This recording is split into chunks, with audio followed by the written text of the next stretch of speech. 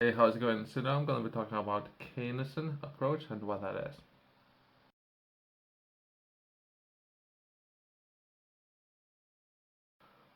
The traditional Keynesian approach often refers to Keynesian economics. It's an economic theory and policy framework that is based on the idea of the British economist John Maynard Keynes.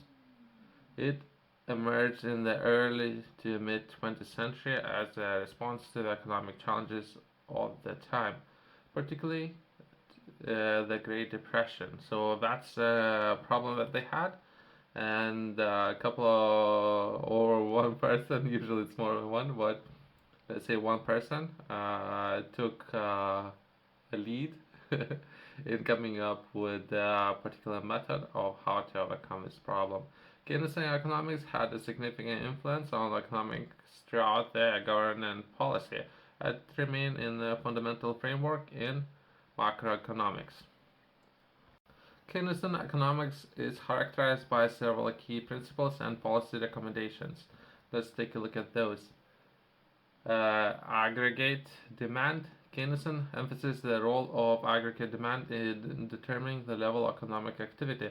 They argue that fluctuations in aggregate demand can lead to recessions or periods of high unemployment. Government policies should be used to manage aggregate demand to achieve full employment and stable economic growth.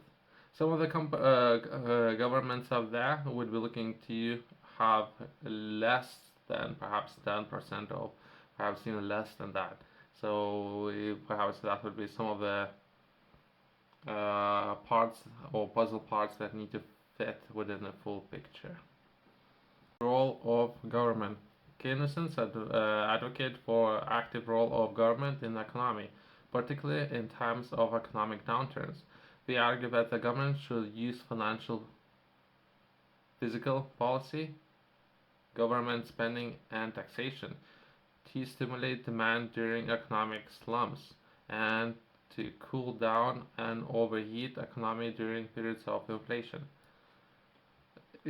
Perhaps part of that has to do with surplus. I'm not entirely sure. It's just something that I'm currently reading overall about the economy and production, right? So, how much is being produced, how fast is being produced, and sometimes it can be surplus production, right?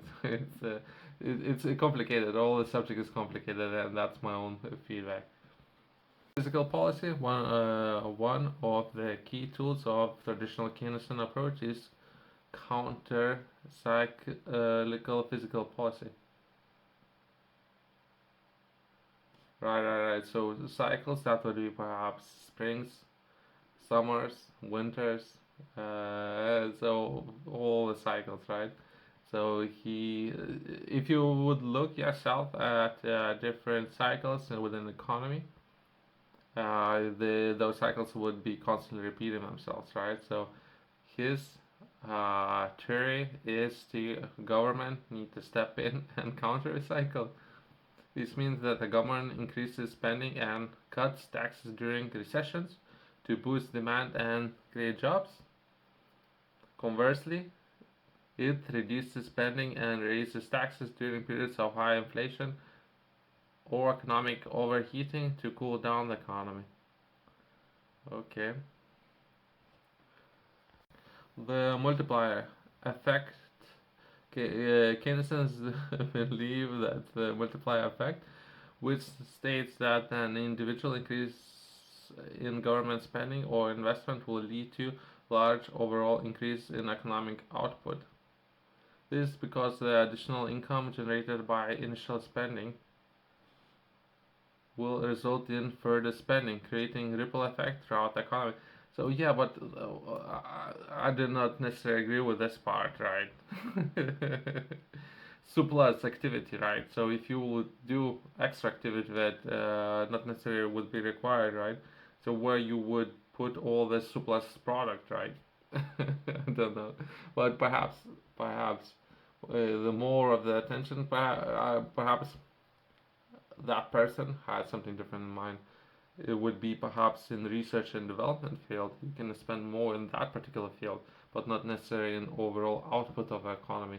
So how much really bread do you need? How much, I don't know, the olive oil do you need? If you produce extra, where are you gonna put it? Liquidity trap.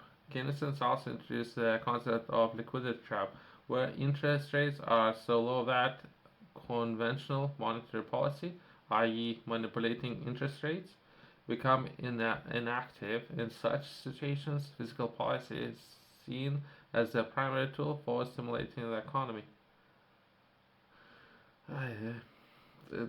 Perhaps this kind of principles were adapted at some point, but now I do not necessarily agree with those principles myself, based on my own way of looking at the economy.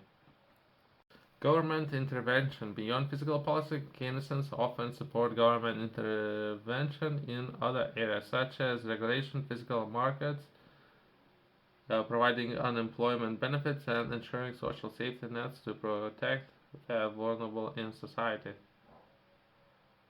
Short run focus. Traditional Keynesian economics tends to focus on the short run, with the belief that the economy can experience prolonged periods of unemployment or inflation that requires immediate policy intervention. I have published a journal. In this journal, I'm sharing a lot of information for people out there who are interested in developing a habit. Those habits would be making most of your time, 24 hours, and making most of those hours. I have identified particular areas which I personally believe would need to be important for you to become a highly effective individual. Some of those areas would be things to do, health metrics, personal progress, as well as professional progress, time management skills, as well as motivation is something that you are struggling with to get you going, as well as dictionary, in particular finance, and understanding finance and bringing your own financial understanding up to. If you're currently struggling, that's I can recommend enough. From some of those areas, would be finance is always good to learn more and improve in this particular area. You can find this journal in the description below, as well as top details had it. John Maynard Keynes was not primarily a businessman. He was an economist, a thinker. Just like me, people watching this video they are thinkers. not necessarily everyone is a business person, right? And policy advisor. So I have a lot of opinions as well. Keynes is best known for his contributions to economic theory and his influence ideas in the field of macroeconomics. He played a pivotal role in shaping economics throughout the governing policy in 20th century. Uh, so he had a lot of ideas of how to do things better based on him being thinker and advisor, not a business person.